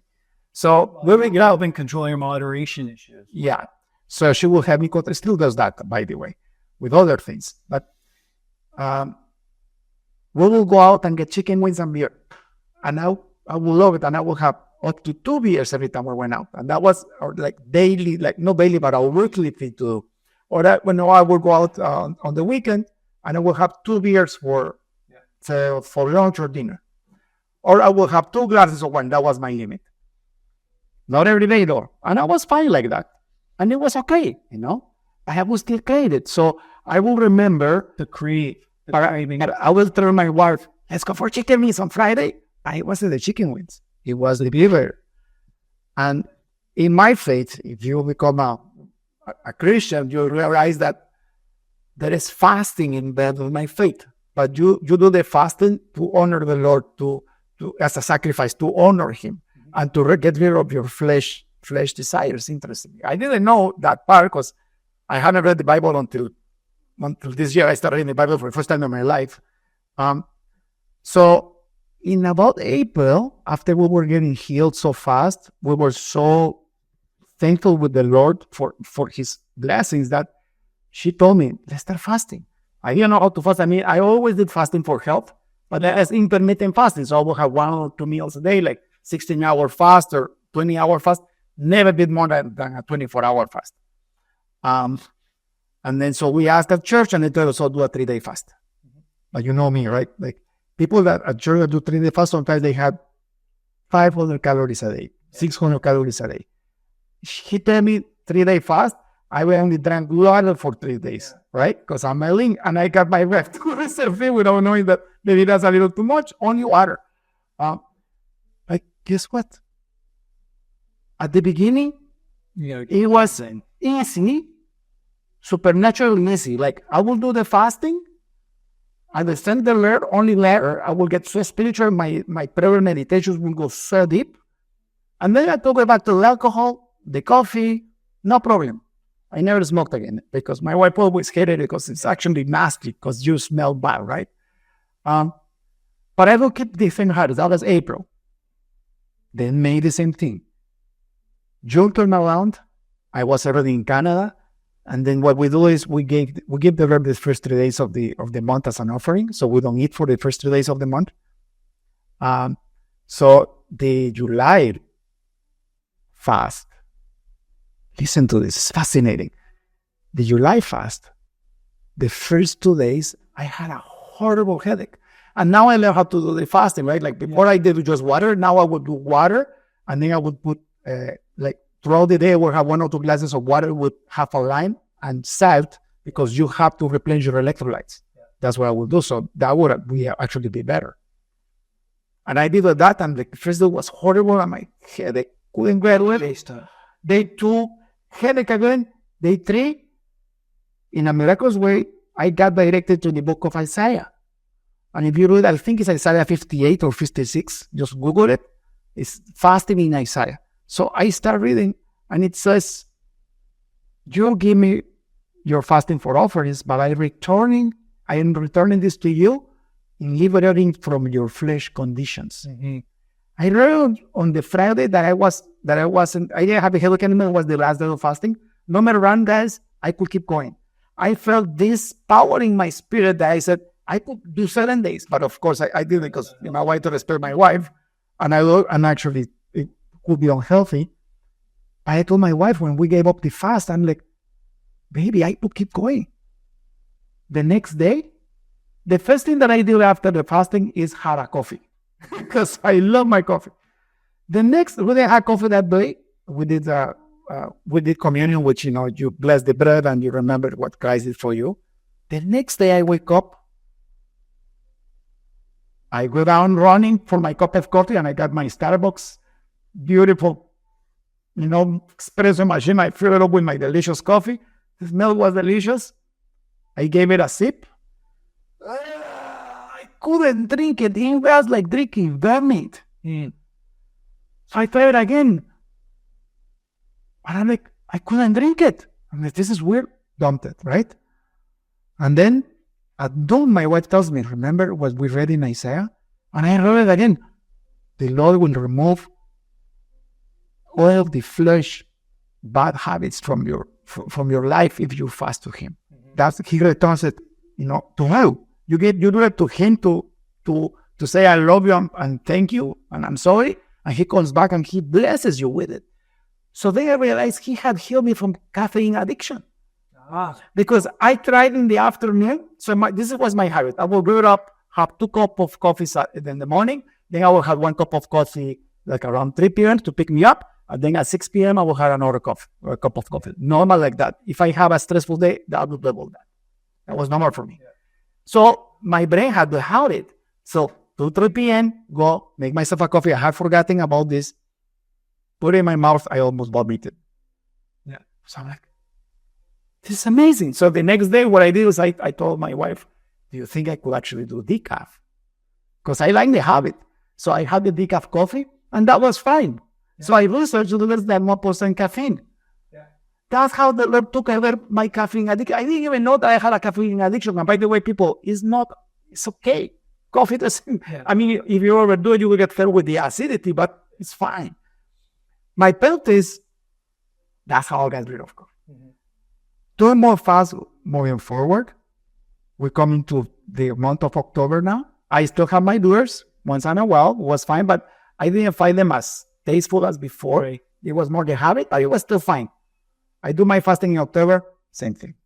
I got out of that fast, drank another beer. I still like the thirst, but the alcohol, I would feel like the alcohol would pour out my eyes and my ears in a weird way. So to make the long story short, now I'm once in a while, like my son had a celebration because he's getting married, and so he got engaged. I had half a cup of wine with alcohol, the lightest wine I can find, which I think is Pinot Noir or Shiraz, because I used to do Cabernet Sauvignon because it's the strongest. And that one went fine as long as I have a heavy meal in front of me. Yeah. If I had just a cup of wine and I drink it, I feel the same thing, that the alcohol is bursting out of my eyes. So it's like, no, so I'm free from that now, bro. Yeah. It's not a booty for that. Something you said earlier, you were going out for chicken wings, but it was actually for the beer. Yeah. Right? And again, the same book, The Myth of the Normal by Gabe Mador, he said, the substance is not the addiction. The addiction is that dopamine spike before the first hit or the first drink. So it's the buildup of anticipation of that first drink or hit is what you get addicted to. Food. Wow. You said, hey, I want to go to chicken wings, but actually it was the beer, because with chicken wings comes beer. Anticipation. So they're anticipation. And once you have the substance, then the body's going, all right, let's keep going. Right? So it's not the substance that's addictive, it's that anticipation. Or like one buddy of mine, he was telling me that when I told him that part, he goes, oh, that makes sense.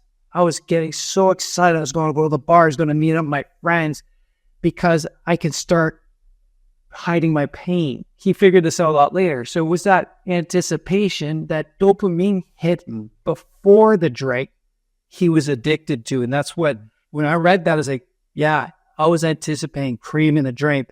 Once I get there, I was excited to have it. And then once you start, that was it. The body took over from that now, but you're addicted to that anticipation. And what are you anticipating? To me, it was the high pain and numb pain. So that's why when it comes to addiction, don't say you're just hooked or they can't control themselves, they got a disease. What pain are they trying to hide? Yeah.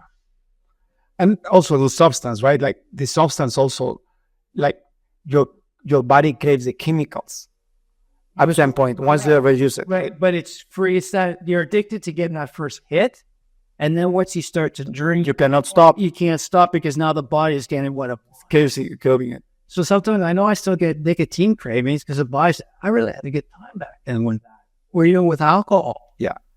So the brain does amazing things, but it's funny how the brain is actually set up to protect you. So it was using alcohol to protect me from my pain because that's what I wanted. I didn't realize it, right? The things that we came up with to overcome our symptoms, or you became a narcissist to protect yourself, your brain did that because you weren't happy or something and you had pain. So let's try and get you confident. We'll make you a narcissist so you can feel good about yourself. That's all the brain. Yeah. Was it a conscious decision on your part? And when I realized the brain does amazing things for you, it doesn't know if it's good or bad. It's protecting you. As long as you start feeling good and there's back to some homeostasis or balance, then we're good. But the brain doesn't know if it's good or positive to the people outside, or if people are reacting to you negatively. Well, I got to do something different to protect you from the negativity. Yeah. That's from old trauma. That's from whatever. And it's a brain thing. Lastly, and then we're done with the addictions. People, I want to talk about psychedelics because despite the alcohol and smoking and even the porn addiction, it was horrible. It was horrible, but it was kind of manageable within the context of my marriage. Well, that's because I have a saint of a wife too, by the way. But most people will actually get divorces just with those three. The problem was the psychedelics. What opened the gates of hell for me was the myth of the psychedelics, because I'm a scientist and I love doing research. Yeah. When I started researching about psychedelics, and it was the first time that I got into my, I never knew what this was.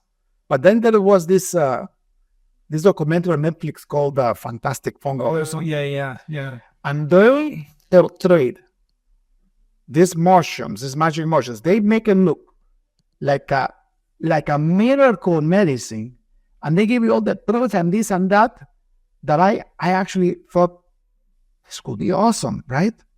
And even worse because back then I was into meditation and I was getting into Buddhism and stupidity, like believing in reincarnation and stuff like that. I felt so bad into superstition that I felt ashamed when the Lord woke me up, because I believed in stuff that if you're a scientist or a normal person, you know that it's stupidity, like reincarnation, right? Who wants to come back to a broken world like this? So anyways, I research more and more research and Oh, magic mushrooms, they are not addictive, and the shield will burn and this and that. And I had ADHD. So I started consuming these things. And I will get these weird, wacky, horrible hallucinations. Some of them were beautiful. I will see angels and stuff like that. But the other ones were in hell, and I will go to hell, and it was horrible. But I got addicted to that too. And that one thing that, I only abused that for like 3 months last year, because that was the end, like that was the opening of hell. That's what my wife wanted. Like she had it, right? I did mushrooms because I felt like it was incredible. Then I did LSD in the century nuns. Then I actually did ayahuasca. Please never do it. People die from that stuff. It's actually, it's so toxic that you end up vomiting for 4 hours. It's horrible. But again, dopamine. I talked to my psychoanalyst about that stuff. And he said that when you have a chemical that comes from a plant that becomes medicine under certain conditions and only by some people that need it, then it's beneficial for you. Mm-hmm. Like we're ending out to mass. Yeah. Like other medicine people. Well, if you got your prescription drugs, whatever it is, and you abuse it, you're gonna die. Yeah. So it's the same with these things. Yes, it may have some properties that could help some cases under a prescribed medical condition.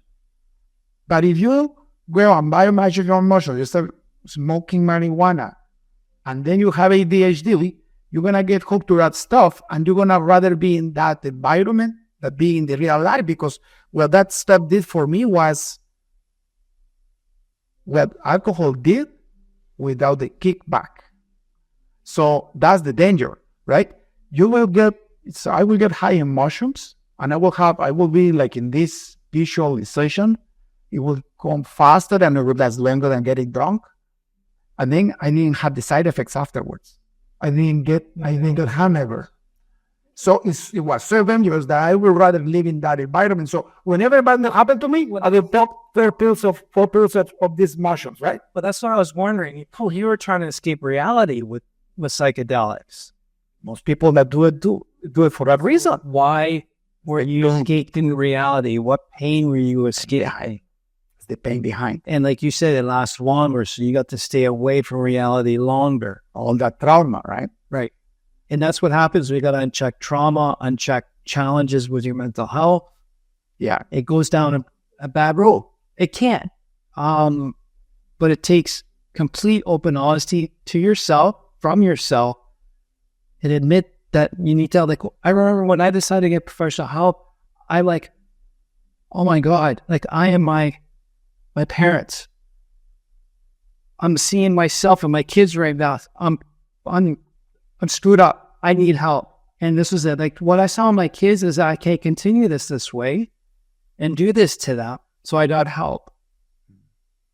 And, and then realize it's not complete. It's not a moral failure. And I'm not completely, when the doctor told us, yeah, you got ADHD, severe. There's no way you should have graduated from university. There's no way you said successful companies. There's no way you should be married anymore.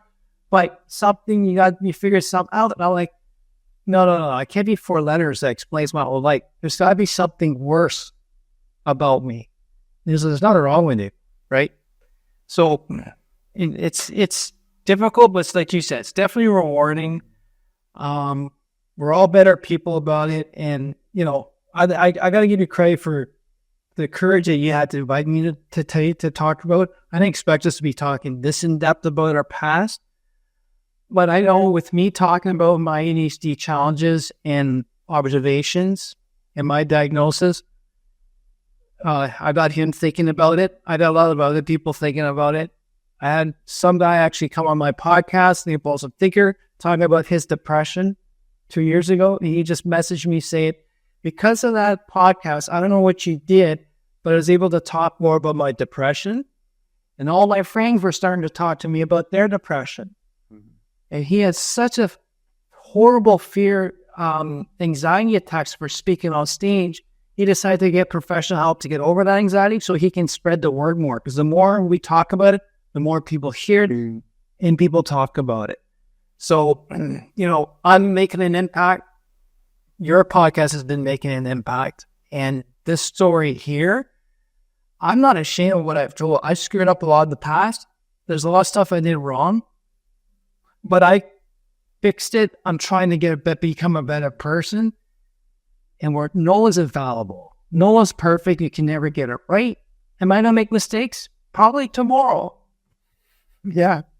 But Let's talk about it, and it's okay. But you see, guys, we do this, and you see us so bold. Well, now you know why, because we're ADHD. So we're going to do this, we're going to learn. That's number one. But also, to your point, but then apparently we don't care. There's nothing to hide. Our wives have forgiven us. Our marriages still are flourishing now. My kids have a good relationship with me now because now they can talk to me and I know I have to listen and I know how to pay attention. My business is thriving now and it's exponentially thriving. I can actually have my financial review for the month today and we did a lot better than the last 2 years in 1 month. So it's when the Lord heals you, He's going to use you to heal others. And that's what we are doing. We got healed. We will have to work on it every single day of our lives. I would tell you, we can do all the strategies that we both do. That I didn't even know we had some similarities, by the way, because we went deep today, bro. Even deeper than our inner conversations. And so it's an everyday battle, but we take it one day at a time. And because of we're conscious of it, we're using it to our advantage. So now, instead of becoming a horrible disease, now it's a superpower, people. And we can accomplish anything we want because we know that if we like it and it's going to bless the world, we have this immense energy to get it done. And if you take care of yourself first, then you're able to take care of other people, right? The mental health state I was in, I was not good to my family. I was not good to my staff. Then I actually got selfish. I put myself first. I got the help. I worked on me first before I really worried about everyone else. But I got into a good space. Then everyone went in line. It radiates out. Like I got a 15-year-old daughter who wants to hang out with her old man and say no to friends or be around her friends with her old man. Things are getting good.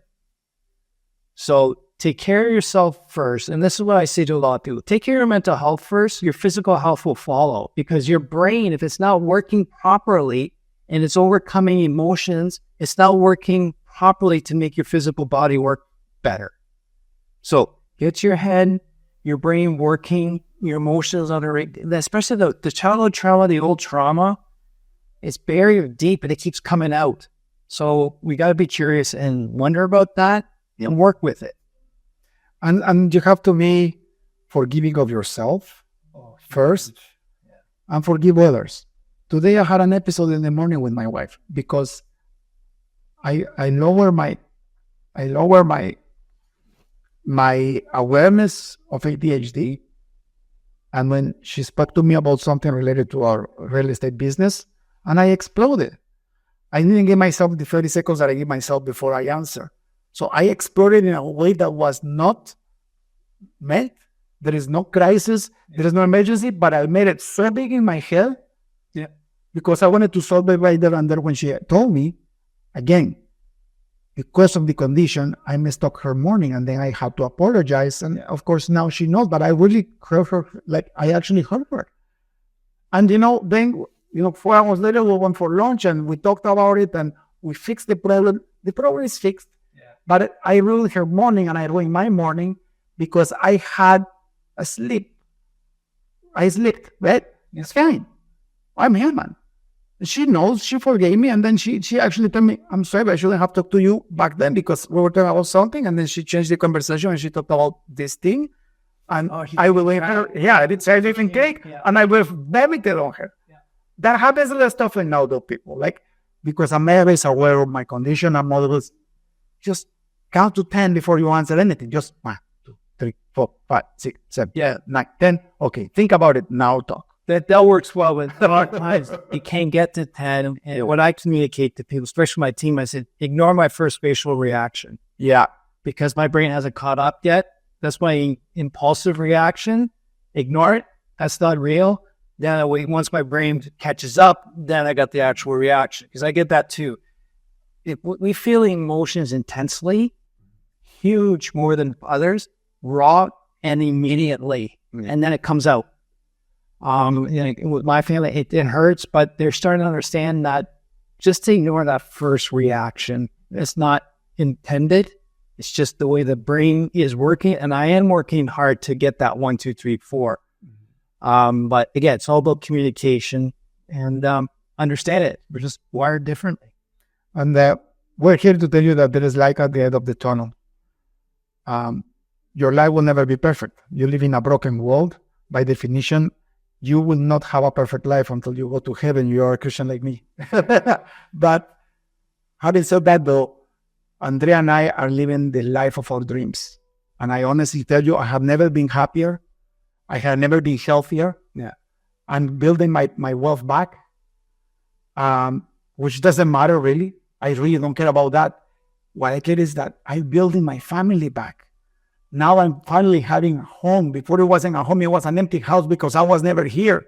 And my kids couldn't talk to me. Now I have a beautiful relationship with my kids, with my grandkids. My wife loves me. I have meaningful relationships with meaningful conversations with my employees.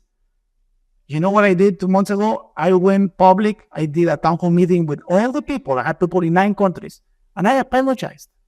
I said, guys, I must apologize for the last 3 years, especially the last 3 years, because I made the company crack, because I lost attention, because I got into psychedelics, and I tell the whole story like I've been telling you guys. And I asked for better forgiveness. I told them, but I promise you I'm going to do whatever it is in my power to restore what you used to have. And I'm going to make it better. And this month it started to happen more. And I'm building my culture again. And that's how you broke free. And that's where it's called Breakfree. André, thank you so much for being in the call. Before we finish the podcast, I just want to do a quick mention. My psychoanalyst told me, you don't need to have medicine, but you should do, I recommend you try Concerta. I know Dan Sullivan has Adderall. I would like to take, when I went back home to Guatemala, I had access to the best psychiatrist in the country. The guy got already in Germany, like an incredible guy. So I went to him and I asked him, I went like 3-4 sessions with him, and he says, I think you should try it. Mm-hmm. And to be honest with you, half the people works for, half people doesn't work for, but for me, Concerta gives me a little bit, okay, the only thing that the medicine gives me is those 10 seconds between thoughts. Yeah. It slurs down my brain enough that I can think about what I'm going to say, and that makes the whole difference. And I noticed it because one time I didn't take it on purpose to see what happened, and my day was normal, but I was repeating myself, and I was asking questions again that they already answered. Mm-hmm. I will go like, stare at something, I will never come back, and the house could be burning on fire. Like, it was noticeable. So it was helping me for sure. And the dosage that I'm having is like, it's never hard. It all depends on the person. Yeah, I have a very small dosage, right? Another thing, people, if you're a male watching this and you have kids, get them all tested. Like you said, you got your kids tested, and it wasn't easy because they were having problems. So you just got to work with your general practitioner and the mental health professionals to say, that's what, it was a 2-year discussion, but as long as you're sounding smart and you're showing the real reasons why you got concerns, don't give up with your kids. But yeah, I finally found a pediatrician that specialized in ADHD, didn't believe it was just a boy problem. We're explaining properly the symptoms and our observations, and he give it credit, and he started. So yeah, I think it's just for the validation that they got a brain that's wired differently, and they're not going to fit in or do the things that other people can't, right? For me to keep planning, stay on top of it, it take me 4 times longer to do stuff like that than anyone else. Right? My daughter is 25 years old. She worked for me for 5 years. She actually graduated from an Ivy school in Canada, the best school in English in Canada. But she was always depressed. Yeah. She was always anxious. When she heard my story about ADHD last year, even before I went to a psychoanalyst, the first thing she did is she went to a psychiatrist, and he prescribed Concerta to her. And within 2 months, she was a much happier person. Yeah. The only reason why I took Concerta for myself is because I asked her, and she says, Dad, it's changing my life. So my awareness already healed my daughter. And that's why we're doing this podcast. Now you guys are aware. If you check what we're talking about, the symptoms, we talked about the symptoms. Otherwise, just Google 10 symptoms of ADHD. You're going to have a ton of videos on YouTube. But we talked about all the symptoms. Yeah, be careful where if you get off TikTok, no, that's not viable. YouTube's a bit better. But this is what I tell a lot of people are wondering, I wonder, Andre, if I have ADHD, what should I do? Well, the thing is, if you've been listening to this, you're like, oh my God, you're speaking to me.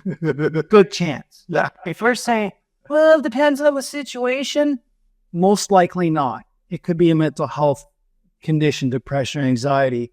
Or if you go to tacticalbts.com, I got a blog there where I got recommended podcast episodes that I've done, that if you're wondering if you have ADHD, those are the ones that kind of describes a little more of situational examples and some experts on there. But yeah, usually everyone goes, yeah, that's it. The book I read that the psychiatrist gave me, I actually read to disprove I had ADHD. And I'm like, yep.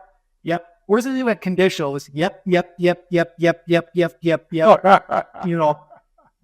That's the kind of thing. And nothing wrong. It's not a condition. It's not a disease. It's just a different brain wiring.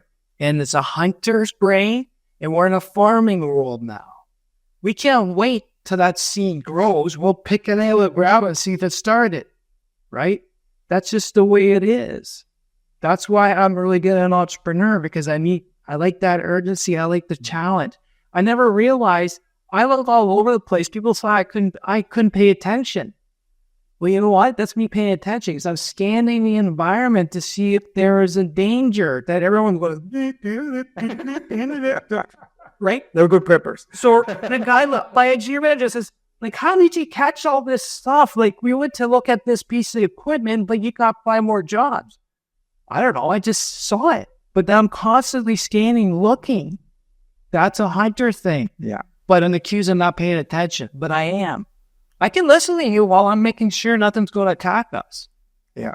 So, it's not a condition. It's not a disease. It's the way your brain's working. And it's someone else's measuring stick that's measuring us, not our own. Make sure that your goals are your goals. How your brain's working is how your brain's working. And we need a couple more help. Even the neurotypical people, they need a lot of help with other stuff that we're great at. Yeah. But it's just socially accepted. Us, not so much. Andre, thank you so much for being here, brother. We need warriors in the world. We need hunters in the world, because otherwise you wouldn't have businesses. Mm-hmm. We are warriors and we're hunters.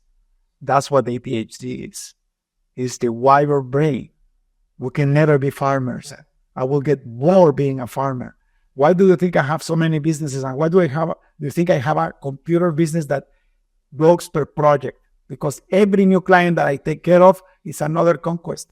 Mm-hmm. I'm expressing the warrior that the Lord built on me. Regardless of how I got it, on why I got it, regardless if it's hereditary or for my childhood trauma, because I didn't tell you, I told you 5% of what happened to me when I was a kid. I don't want to bore you with that. But the fact is that I had ADHD, and it made me successful, and now it's making me a great father, a great husband, and a great entrepreneur.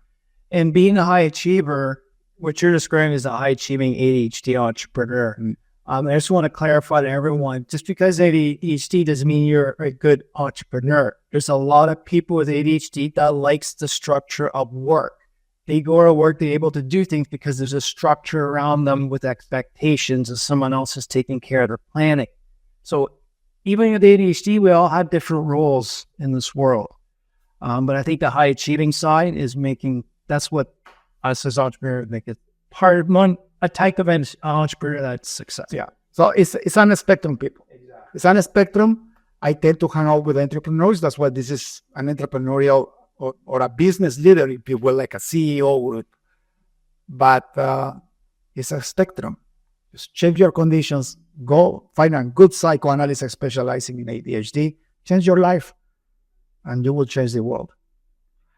Andre, if people like to find out more about you, your podcast, where can they find you? You can find me at tacticalbts.com. TTS.com, Tactical Breakthroughs, and you can find my podcast there. But the podcast is called The Impulsive Thinker, the podcast for the high-achieving ADHD entrepreneur. And lately I've been discovering non-ADHD people are listening to learn about their ADHD colleagues or family. And I just had a comment saying, I'm not ADHD, but you've got a lot of business entrepreneurial stuff that's helping me with my business. So it's all about self-development and better understanding yourself. I'm talking with a lot of very smart people.